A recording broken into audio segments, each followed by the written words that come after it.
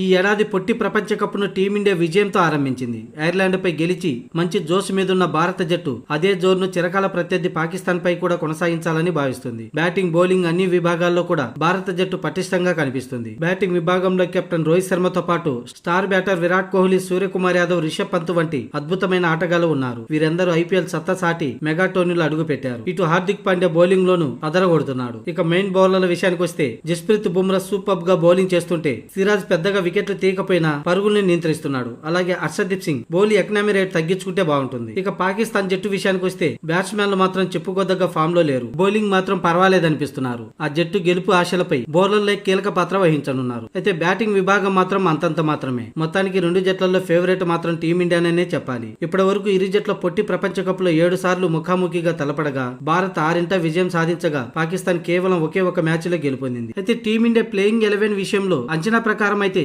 Ireland తో జరిగిన తొలి మ్యాచ్ లో సేమ్ అదే జట్టును పాకిస్తాన్ తో మ్యాచ్ లో కూడా బరిలోకి దిగే అవకాశాలే కనిపిస్తున్నాయి. అంటే మరోసారి రోహిత్ శర్మ, విరాట్ కోహ్లీ ఓపెనర్లుగా బరిలోకి దిగడం ఖాయం. ఐర్లాండ్ తో మ్యాచ్ లో ఓపెనర్ గా విరాట్ కోహ్లీ ఒక్క పరుగే చేసినప్పటికీ ఐపీఎల్ లో మాత్రం ఓపెనర్ గా మంచి రికార్డు ఉంది. అందుకే పాకిస్తాన్ తో కూడా విరాట్ కోహ్లీనే ఓపెనర్ గా బరిలోకి దిగడం ఖాయం. ఇక ఆ తర్వాత 3వ స్థానంలో పంత్, 4వ స్థానంలో సూర్యకుమార్ యాదవ్ బరిలోకి దిగడం ఖాయం. ఇక ఆల్రౌండర్లుగా శివన్ దుబే, హార్దిక్ పాండ్యా, అక్షర్ పటేల్ ప్లేయింగ్ 11 లో ఉండనున్నారు. అలాగే ఫాస్ట్ బౌలింగ్ విభాగంలో బుమ్రా, సిరాజ్, హర్షదీప్ సింగ్ లు తుది జట్టులో కన్ఫర్మ్.